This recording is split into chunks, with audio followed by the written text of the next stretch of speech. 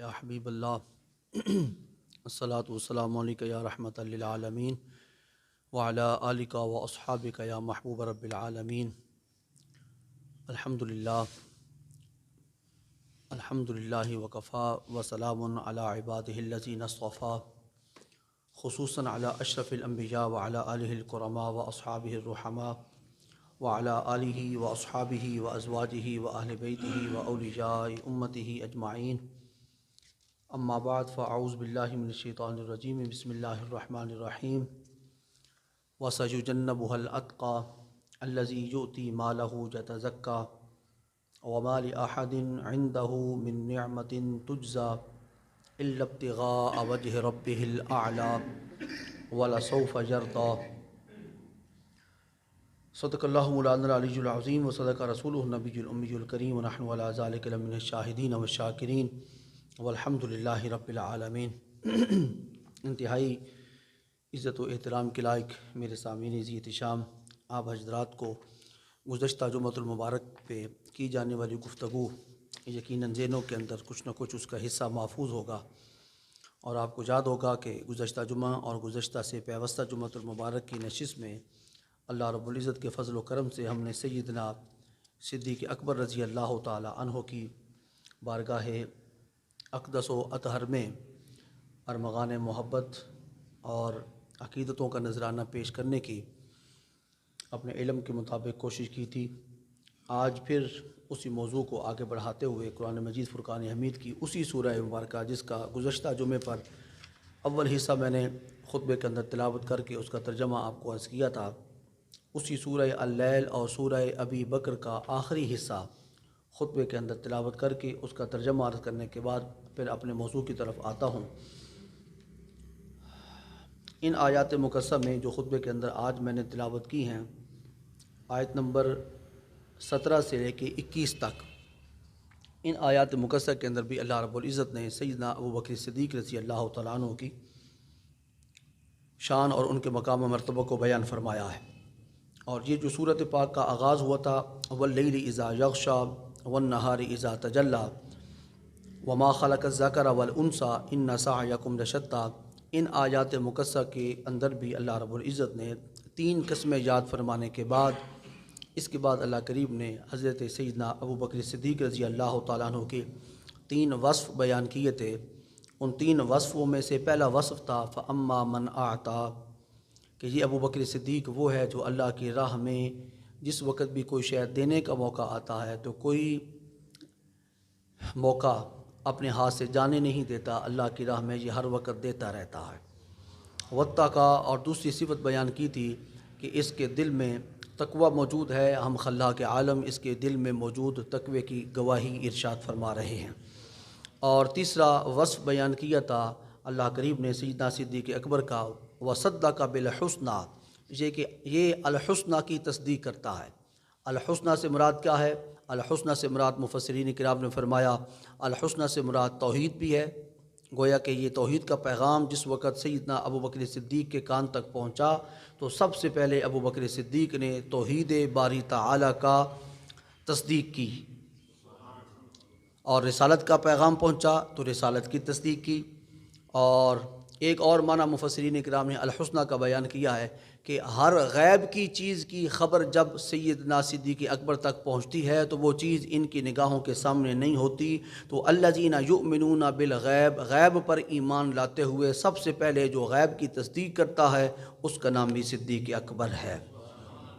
اور چوتھا معنی بیان کرتے ہوئے مفسرین کرام نے فرمایا کہ وصدق بالحسنی، یہ صدیق اکبر تصدیق کرتے ہیں ہر اچھی شے کی، ہر اچھی بات کی، ہر اچھی خبر کی یہ تصدیق کرتے ہیں۔ کوئی بھی اچھی خبر جب ان تک پہنچتی ہے تو فوری طور پر سب سے پہلے آگے بڑھ کر اس کو تصدیق کے ساتھ اپنے دل کے اندر جگہ دینے والے کا نام ابوبکر صدیق ہے۔ یہ تو تھا اس جمعے کے ساتھ آپ کا ذہنی رابطہ اور قلب کا تعلق جوڑنے کے لیے میں نے ان آیات مقدسہ کا ہلکا سا اشارہ عرض کر دیا ہے۔ اب اسی صورت پاک کا اختتامیہ ہم اس کو مد نظر رکھ کے آگے اپنی گفتگو کو چلاتے ہیں۔ اللہ کریم ارشاد فرماتے ہیں اسی صورت پاک کے آیت نمبر 17 میں وَسَيُجَنَّبُهَا الْأَتْقَى، کہ وہ وقت آنے والا ہے جس وقت معاشر کا میدان بپا ہوگا، اولین و آخرین اس میدان کے اندر جمع ہوں گے، اور نامہ اعمال سب کے کھولے جائیں گے اور ہر ایک کو کہا جائے گا اقرا کتابک کفی بنفسک اليوم علیک حسیبا، یہ تیرا نامہ اعمال ہے، اسے دیکھ اور پڑھ کے ہمیں سنا، آج یہی تیرے لیے کافی ہے، یہ نامہ اعمال ہی تیرے لیے کافی ہے، تیرے خلاف گواہی بھی اسی نے دینی ہے، تیرے حق کے اندر بھی گواہی اسی نے دینی ہے۔ اور اس کیفیت کے بعد جس وقت معاشر کا میدان اپنے نقطۂ عروج اور نقطۂ کمال کو پہنچنے کے بعد اختتام کی طرف بڑھے گا، اللہ کریم فرماتے ہیں فریقٌ فی الجنت و فریقٌ فی السعیر، ایک گروہ کو اٹھا کر ہم جنت کا باسی بنائیں گے اور ایک کو ہم جہنم کے اندر جھونکیں گے، تو کچھ ایسے لوگ ہوں گے جن کو جہنم کے اندر اور کچھ کو جنت کے اندر بھیجا جائے گا۔ اس کیفیت میں اللہ کریم فرماتے ہیں وَسَيُجَنَّبُهَا الْأَتْقَى، یہ جو متقیوں کا سردار اتقا ابو بکر صدیق ہے، اسے جہنم سے کوسوں دور رکھا جائے گا۔ وَسَيُجَنَّبُهَا الْأَتْقَى، یہ قرآن پاک کی گواہی ہے۔ پہلے قرآن پاک نے اس آیت کریمہ کے آغاز سورت کے آغاز کے اندر کیا فرمایا؟ فَأَمَّا مَنْ أَعْطَىٰ وَاتَّقَىٰ، یہ دیتا رہتا ہے اور تقوی اختیار کرتا ہے، اور اس کے تقوی کو ہم نے قبول کیا ہے، اور اس کے اندر ایک بندے کا تقوی نہیں ہے، ہزاروں بندوں کے تقوی اس کے اندر جمع ہوئے ہیں۔ اب ہم قرآن پاک کے اندر اس کو اتقا ڈکلیئر فرما رہے ہیں، سب سے بڑا متقی، سب سے بڑا، جیسے کہ ایک صورت پاک کے اندر حضرت ابراہیم علیہ السلام کے بارے میں اللہ کریم نے ارشاد فرمایا ان ابراہیم کان امہ، ابراہیم اپنی ذات میں پوری ایک امت ہے۔ جی، امت کتنے قوموں سے مل کے بنتی ہے، کتنے خاندانوں سے مل کے بنتی ہے، تو امت ایک فرد کو تو نہیں کہا جاتا۔ ابراہیم علیہ السلام کو قرآن پاک نے کیا فرمایا؟ ان ابراہیم کان امہ، ابراہیم علیہ السلام اپنی ذات میں تنہا نہیں ہیں، کئی امتیں اور کئی قومیں ان کے جسم اور ان کے وجود کے اندر موجود ہیں۔ جتنی کئی امتوں اور کتنی قوموں کے اندر صفات موجود ہوتی ہیں، وہ ساری کی ساری تنہا جناب ابراہیم علیہ السلام کے اندر موجود ہے۔ اسی طرح یہاں پر قرآن پاک نے ابو بکر صدیق کے بارے میں کیا فرمایا کہ یہ اس نے تقوی اختیار کیا ہے، اللہ سے ڈرا ہے، اور گناہوں سے اپنے آپ کو ساری زندگی اس نے مجتنب رکھا ہے اور گناہوں سے پرہیز کرتا رہا ہے۔ اس کی پرہیزگاری کی قسمیں یاد کر کے اللہ کریم فرماتے ہیں وَسَيُجَنَّبُهَا الْأَتْقَى، معاشر کے میدان میں جس وقت لوگوں کو جہنم کے اندر جھونکا جا رہا ہوگا، اسے ہم خود اتقا جو ہے ابو بکر صدیق، اسے جہنم کی آگ سے کوسوں دور رکھیں گے۔ وَسَيُجَنَّبُهَا الْأَتْقَى، اور الَّذِي يُؤْتِي مَالَهُ يَتَزَكَّىٰ، اور یہ ہے کون؟ جس کو قرآن پاک نے ڈکلیئر کیا ہے کہ اتقا ہے، فرمایا یؤتی مالہ، یہ اپنا مال دیتا رہتا ہے، یتزکیٰ، تاکہ اس کا مال پاک ہوتا رہے۔ یہ اپنا مال دیتا رہتا ہے، تو سمجھ میں بات یہ آئی کہ مال دینے سے مال پاک ہوتا ہے، مال کو جمع کرنے سے مال پاک نہیں ہوتا۔ یتزکیٰ، یہ مال کو پاک کرنے کے لیے مال دیتا رہتا ہے، اور مال دے کر غلاموں کو خریدتا ہے، کبھی بلال حبشی کو خریدتا ہے، کبھی حضرت عامر کو خریدتا ہے، مختلف لوگوں کو یہ خریدتا ہے۔ اس کا یہ مطلب نہیں ہے کہ لوگوں کے اس پر کوئی احسانات ہیں تو ان کو خرید کر یہ احسانات کا بدلہ چکانا چاہتا ہے۔ اللہ کریم نے فرمایا ما لأحد عنده من نعمت تجزا، کسی کا کوئی احسان ابو بکر پر صدیق پر نہیں ہے کہ یہ انہیں خرید کر آزاد کر کے ان کے احسانات کا بدلہ چکانا چاہتا ہے۔ یہ تو غلاموں کو اس لیے خریدتا ہے الا ابتغاء وجہ ربہ الاعلی، تاکہ اس کا اعلیٰ پروردگار اس کے ساتھ راضی ہو جائے۔ یہ کیوں مال خرچ کرتا ہے؟ غلام خریدتا ہے۔ غلام کیوں خریدتا ہے؟ ان کو آزاد کرنے کے لیے۔ انہیں آزاد کیوں کرنا چاہتا ہے؟ کیا غلاموں کے اس پر کوئی احسانات ہیں؟ فرمایا اس پر کسی کا کوئی احسان نہیں ہے۔ من نعمت تجزا الا ابتغاء وجہ ربہ الاعلی، یہ تو صرف رب اعلیٰ کی رضا چاہتا ہے۔ رب اعلیٰ کی، جب یہ رب اعلیٰ کی رضا چاہتا ہے تو اللہ کریم فرماتے ہیں اب ہم اس کے جواب میں اسے ایک انعام عطا کرنا چاہتے ہیں، وَلَا سَوْفَ يَرْضَىٰ، یہ ہمیں راضی کرنے کی فکر بھی لگا ہوا ہے، ان قریب معاشر کے میدان میں ہم اسے راضی کریں گے، ہم اسے راضی کریں گے۔ یہ تو ان آیات مقدسہ کا ترجمہ ہے جو خطبے کے اندر میں نے پڑھی ہیں۔ میں نے چاہا کہ آج ان آیات مقدسہ کا ترجمہ میں ضرور آپ کی خدمت اقدس کے اندر عرض کر دوں۔ اب آئیے میں ایک خاص موضوع لے کے آپ کی خدمت اقدس کے اندر حاضر ہوا ہوں، اور خاص انداز سے میں حضرت صدیق اکبر کا ذکر خیر کرنا چاہتا ہوں، اور وہ روٹین سے ہٹ کے ہوگا۔ اس سے پہلے ایک حدیث پاک آپ کو عرض کرنا چاہتا ہوں اور سنانا چاہتا ہوں۔ سرور کائنات صلی اللہ علیہ وآلہ وسلم تشریف فرماتے، آپ نے صحابہ کرام سے مخاطب کر کے فرمایا اے میرے صحابہ، تم میں سے کوئی چاہتا ہے کہ اب بیٹھ کر حضرت سیدنا ابراہیم علیہ السلام کا سینہ دیکھے؟ میں نے اپنا موضوع کا آغاز کر دیا، پوری توجہ میری طرف رہے گی تو پھر میں اس حدیث پاک کو سمجھا پاؤں گا، اور جو میں اپنا موضوع لے کے آیا ہوں اسے میں نبھا سکوں گا۔ تم میں سے کوئی یہ چاہتا ہے کہ اب میرے سامنے بیٹھ کر حضرت ابراہیم خلیل اللہ کا سینہ دیکھے؟ سرکار نے کس سے پوچھا؟ آپ نے صحابہ کرام سے، ہر صحابی نے عرض کی یا رسول اللہ ہم وہ سینہ پاک دیکھنا چاہتے ہیں جو خلیل اللہ کا ہے. فرمایا جو خلیل اللہ کا سینہ دیکھنا چاہتا ہے میرے ابو بکر کا سینہ دیکھ لے. اس ابو بکر کا سینہ بعین ہی مشابہ ہے حضرت خلیل اللہ کے سینے کے. اب میں آپ سے یہ عرض کرنا چاہتا ہوں کہ کیا رسول کریم کی اس ظاہری حیات طیبہ میں حضرت ابراہیم علیہ السلام کے ساتھ ملاقات ثابت ہے؟ کیا سرکار کا اور حضرت ابراہیم خلیل اللہ کا زمانہ ایک ہے؟ جب زمانہ ایک نہیں ہے تو تشبیہ دینے کے لیے ضروری ہے کہ جس شے کے ساتھ تشبیہ دی جا رہی ہے اس شے کو بھی دیکھ رکھا ہو، جس کو تشبیہ دینی ہے اس کو بھی دیکھ رکھا ہو. تو سرکار نے فرمایا تم میں سے کوئی ابراہیم کا سینہ دیکھنا چاہتا ہے؟ سب نے کہا حضور دیکھنا چاہتے ہیں. فرمایا وہ تو تم نہیں دیکھ سکتے، میری نگاہوں نے دیکھا ہے، اور میں نے صدیق اکبر کا سینہ بھی دیکھا ہے. میرے صدیق کا سینہ ابراہیم کا سینہ بالکل بعین ہی ایک سینے ہیں. جی اچھا، اب اس سینے سے کیا مراد تھا؟ ظاہری معنی تو یہی لیا جائے گا کہ جتنا سینہ چوڑا ہے حضرت ابراہیم علیہ السلام کا اتنا ہی سینہ ابو بکر صدیق کا چوڑا ہے. جتنا لمبا ہے اتنا لمبا ہوگا. جتنا قد کاٹ ابراہیم علیہ السلام کا تھا اتنا ہی قد کاٹ حضرت ابو بکر صدیق کو اللہ کریم نے عطا فرمایا گا. یہ اس کا معنی نہیں ہے. اس کا معنی اس کو بنیاد بنا کے میں آگے بات بیان کرنا چاہتا ہوں. سرکار نے فرمایا میں نے ابراہیم علیہ السلام کے سینے کے اندر دھڑکنے والے دل کو بھی جا کر دیکھا ہے. اس دل کے اندر جتنی اللہ نے صفات رکھی ہیں ان ساری صفات کو اللہ کریم نے میرے ابو بکر کے سینے کے اندر جمع فرمایا ہے.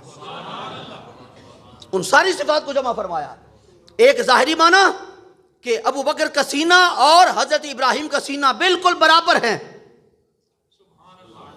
وہ کون ہیں؟ وہ خلیل اللہ ہیں. اور ابو بکر کون ہے؟ یہ خلیل رسول اللہ ہے.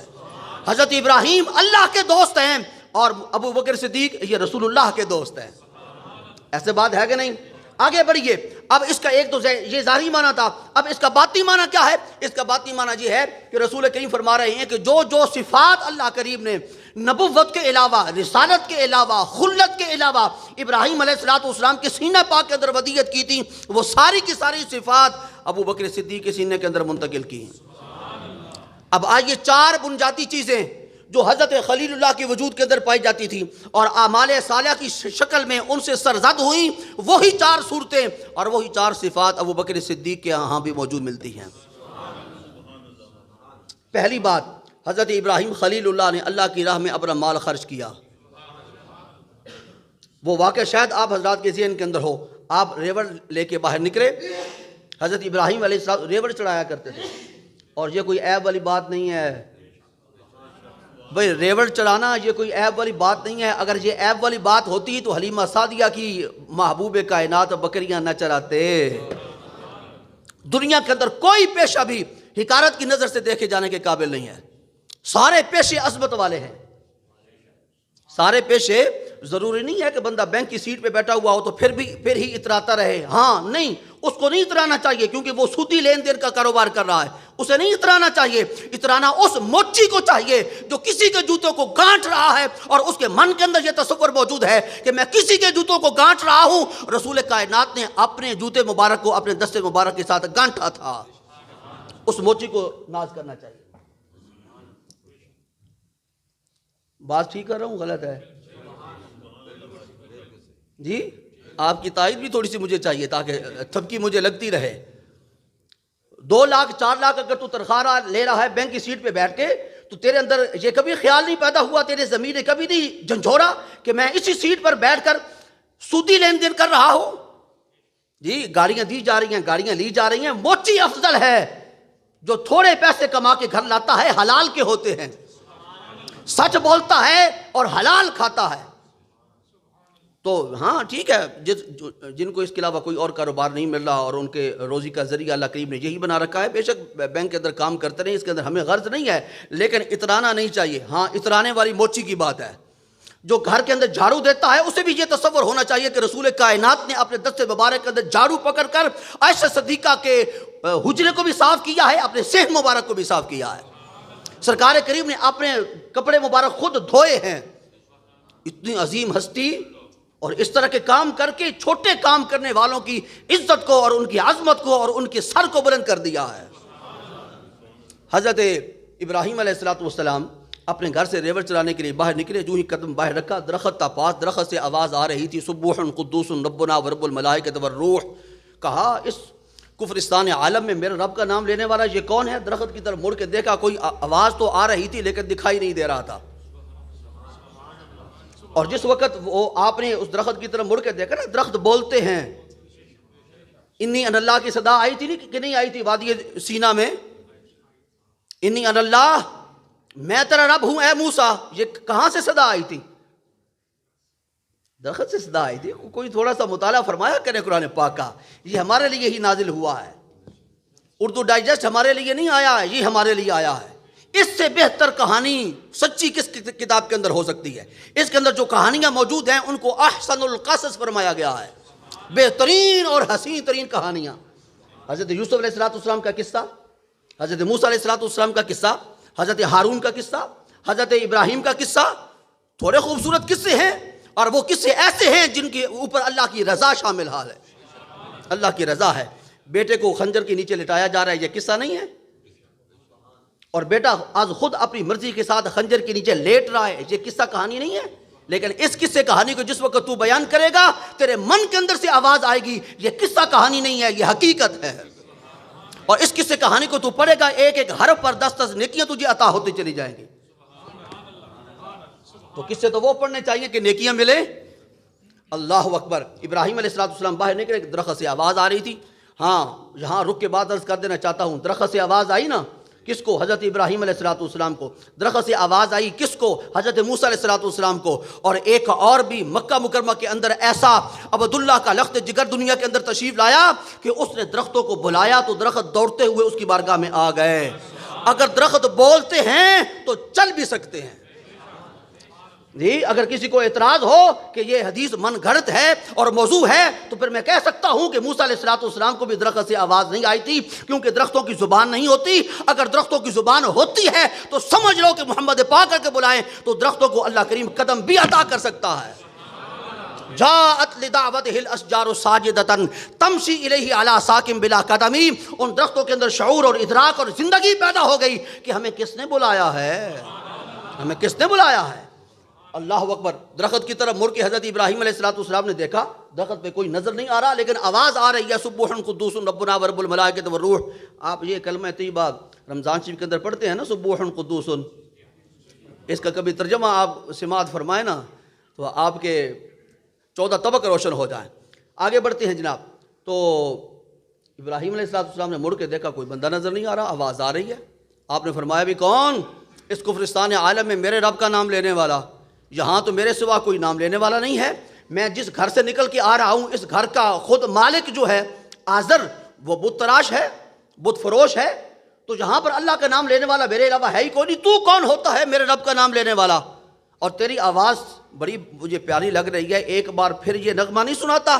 اس درخت سے آواز آئی، نغمہ سناتا ہوں لیکن آدھا ریوڑ دو گے تو پھر سناتا ہوں۔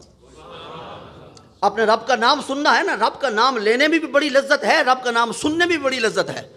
ابراہیم علیہ السلام ہر وقت رب کا نام لیا کرتے تھے، لیکن آج جب غیر کی زبان سے اپنے رب کا نام سنا دیار غیر میں، دیار کفر میں، تو بڑا پسند آیا۔ فرمایا ایک بار سناتا نہیں ہے؟ کہا سناتا ہوں لیکن آدھا ریوڑ لگتا ہے۔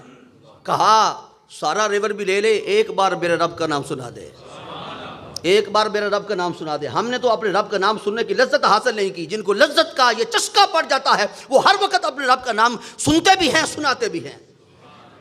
اس نے کہا جی آدھا ریوڑ الگ کر دو۔ ابراہیم علیہ السلام نے بالکل آدھا ریوڑ الگ کر دیا اور کہا یہ تمہارا ہوا۔ جب دوبارہ نغمہ اس نے سنایا سبوح قدوس ربنا ورب الملائکۃ والروح، بڑی دل کے اندر تازگی پیدا ہوئی، نشاط پیدا ہوئی، طبیعت کے اندر بہار آ گئی۔ آپ نے فرمایا ایک بار پھر نہیں سناتا؟ ایک بار پھر نہیں سناتا؟ آواز آئی سناتا ہوں لیکن جو بقیہ ریوڑ آدھا رہ گیا ہے وہ بھی میرے کھاتے میں ڈال دو۔ کہا یہ بھی لے لے، سب کچھ مجھ سے لے لے، میرے رب کا نام ایک بار سنا دے۔ درخت سے پھر صدا آئی سبوح قدوس ربنا ورب الملائکۃ والروح۔ پھر بڑا پیار آیا اپنے رب کے ساتھ کہ بھائی میں تو صبح و شام اپنے رب کا نام لیتا ہی ہوں، آج یہ غیر کے نام زبان سے اپنے رب کا نام سن کے اور ہی لطف آ رہا ہے۔ کہتا ہے ابراہیم علیہ السلام پھر فرماتے ہیں ایک بار پھر نہیں سناتا؟ آواز آئی سناتا ہوں، اب دینے کے لیے کیا ہے؟ آدھا آدھا ریوڑ کر کے تو 2 بار مجھے دے دیا، اب دینے کے لیے تمہارے پاس کیا ہے؟ کہا ریوڑ لے لیا ہے، ان کے لیے چرواہے کی ضرورت نہیں،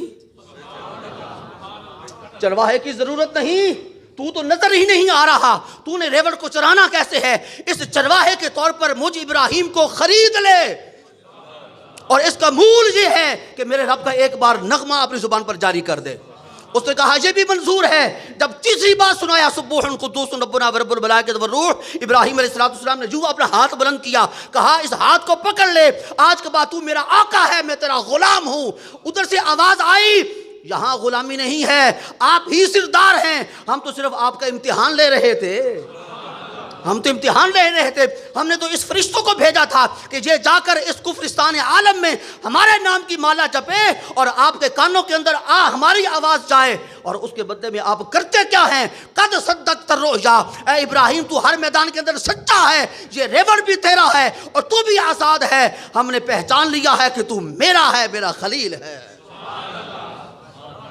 ابراہیم خلیل اللہ نے اپنا مال اللہ کی بارگاہ میں پیش کیا۔ اب آؤ ابو بکر صدیق کی بارگاہ میں، جن کے بارے میں رسول کائنات نے فرمایا تھا جس نے اب میرے سامنے خلیل اللہ کا سینہ دیکھنا ہو وہ میرے ابو بکر کا سینہ دیکھ لے۔ اس سینے کے اندر بھی مال کی محبت نہیں تھی، ابو بکر کے سینے کے اندر بھی مال کی محبت نہیں ہے۔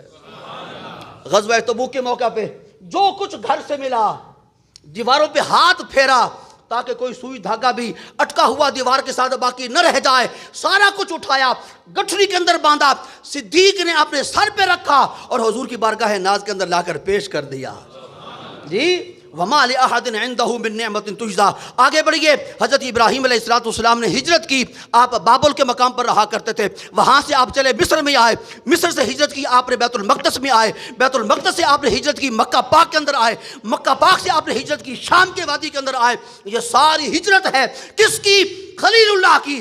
اب آؤ اس کی بارگاہ میں حاضر ہوتے ہیں جسے رسول کریم نے فرمایا اگر مجھے اجازت ہوتی دنیا میں کسی کو خلیل بنانے کی تو میں ابو بکر کو خلیل بناتا۔ اس کی بارگاہ کے اندر آئیے، ابراہیم خلیل اللہ نے ہجرت کی اور ہجرت کے سارے منازل طے کرتے ہوئے ابراہیم بالآخر مکہ مکرمہ پہ پہنچے اور مکہ مکرمہ سے پھر واپس شام میں آئے۔ تو حضرت ابراہیم کی ہجرت کہاں سے شروع ہوئی؟ ابراہیم کی ہجرت شروع ہوئی بابل سے، اور نقطہ اختتام کیا ہے؟ مکہ مکرمہ، جہاں آ کر آپ نے بیت اللہ کو تعمیر کیا۔ اب دیکھیے اللہ کے محبوب کے رفیق یار کی ہجرت وہ مکہ سے شروع ہو رہی ہے، مدینہ پاک پہ آ کے ختم ہو رہی ہے۔ یہ ہے وہ سینہ جس کے بارے میں کریم آقا نے فرمایا کوئی سینہ دیکھنا چاہتا ہے ابراہیم کا؟ صرف سینہ نہیں، نہ تیرا سینہ ہے نہ میرا سینہ ہے، سینہ وہ جو محمد پاک کی نگاہ پاک سے بے کینہ بنے، بے کینہ بن کے مدینہ بنے۔ جملہ شاید نہیں سمجھا جی، جو رسول پاک کی نگاہ پاک سے، یہ سینے ایسے کینے سے پاک نہیں ہوتے، ان کو توجہ چاہیے کسی کی نگاہ کی۔ جب نگاہ آتی ہے تو سینے پہلے کینے سے پاک ہوتے ہیں، جب کینے سے پاک ہوتے ہیں پھر انہی سینوں کو مدینہ بنا دیا جاتا ہے۔ تو حضرت ابراہیم علیہ السلام نے ہجرت کی، مال پیش کیا، ابو بکر صدیق نے بھی ہجرت کی، مال پیش کیا۔ آگے بڑھئے، حضرت ابراہیم علیہ السلام نے اللہ کی رضا کے لیے اپنے بیٹے کو قربان کیا کہ نہ کیا؟ کیا نا۔ اب آؤ بدر کے میدان میں، بدر کا میدان لگا ہوا ہے اور دو صفیں ہیں، ایک مسلمانوں کی ایک کافروں کی۔ مسلمانوں کی صف میں ابو بکر صدیق کھڑے ہیں، کافروں کی صف میں ابو بکر صدیق کا بیٹا عبد الرحمن کھڑا ہے۔ حیران نہیں ہونا، حیران نہیں ہونا، تاریخ کا مطالعہ کرنا ہے، سیرت پاک پڑھنی ہے، حدیث پاک پڑھنی ہے۔ حضرت عبد الرحمن رضی اللہ تعالیٰ ابو بکر صدیق کے جو صاحبزادے ہیں غزوہ بدر کے بعد مشرف اسلام ہوئے۔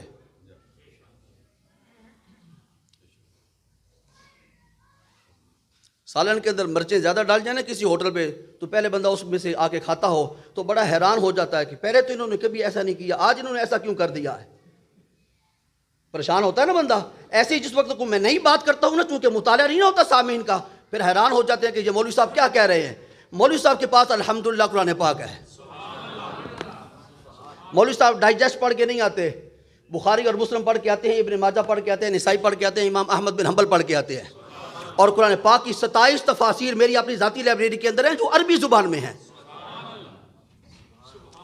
اور کبھی آ کر دیکھیے گا میری لائبریری کروڑوں روپے پر مشتمل ہے.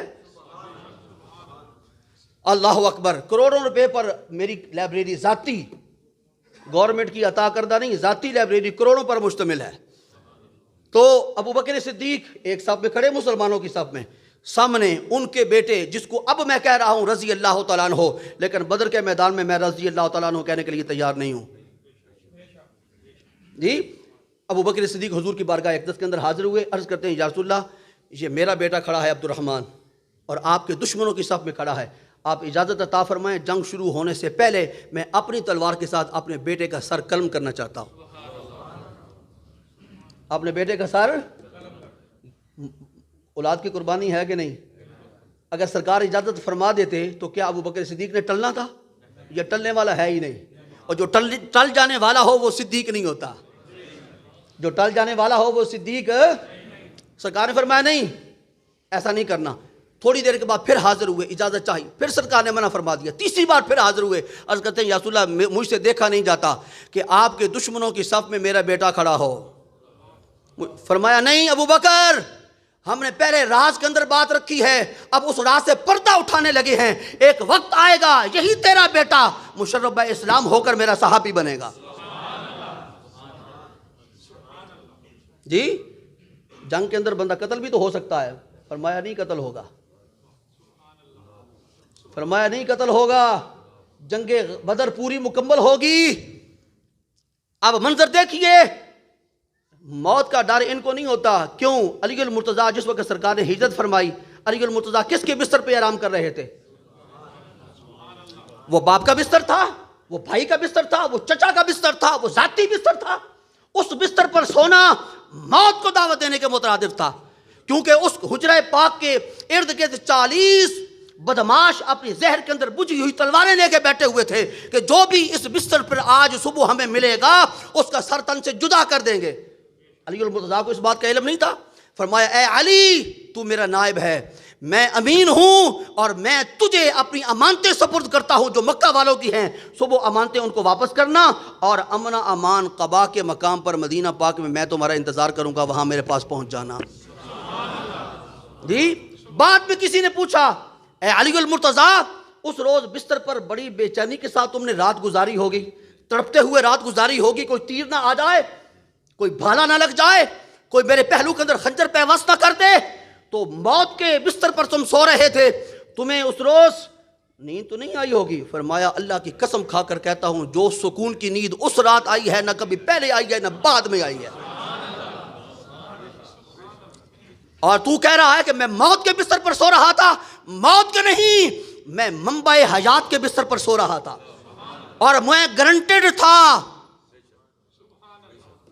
آپ کے لیے یہ لفظ بولا ہے, میں گارنٹیڈ تھا کہ جب تک میں مکہ والوں کی امانتیں ان کے سپرد نہیں کر لیتا اور مکہ مکرمہ کو چھوڑ کر سارا راستہ طے کرتے ہوئے مدینہ منورہ کی سرزمین پر قباء کے مقام پر اپنے محبوب کی بارگاہ میں حاضر نہیں ہو سکتا, ان مکہ والوں کی کیا جرت ہے. اسرائیل بھی میری روح قبض نہیں کر سکتا تھا, میں گارنٹیڈ تھا, میں گارنٹیڈ تھا. اس جملے کو پھر میں 70 بار کہوں تو مجھے بڑا مزہ آئے گا. تو ابو بکر صدیق نے مال کی قربانی دی, ہجرت کی, اور اولاد کی قربانی دی. رہ گئی بات جان کی قربانی. ابراہیم علیہ السلام نارے نمرود کے اندر کودے, بے خطر کود پڑا آتش نمرود میں عشق, عقل ہے محو تماشائے لبے بام بھی. اگر ادھر بہ کر مسکرا رہی ہے یہ کیا ہو رہا ہے, یہ کیا ہو رہا ہے, اور عشق نارے نمرود کے اندر چھلانگ لگا رہا ہے. ایسے ہوا. یہ کس کی قربانی ہے؟ جان کی. ابو بکر صدیق نے غار ثور کے اندر سانپ کے سوراخ پہ اپنی ایڑی رکھ کے اپنی جان کو محبوب کے قدموں پہ قربان کرنا چاہا. ان وجوہات کی بنا پہ سرور کائنات نے فرمایا تھا جو ابراہیم علیہ السلام کا سینہ دیکھنا چاہتا ہو وہ تو نہیں دیکھ سکتا, لیکن میں محمد الرسول اللہ اس سینے کا کامل عکس دکھاتا ہوں, اور وہ کامل عکس ابو بکر صدیق کا سینہ ہے. وما علیہ الا البلاغ.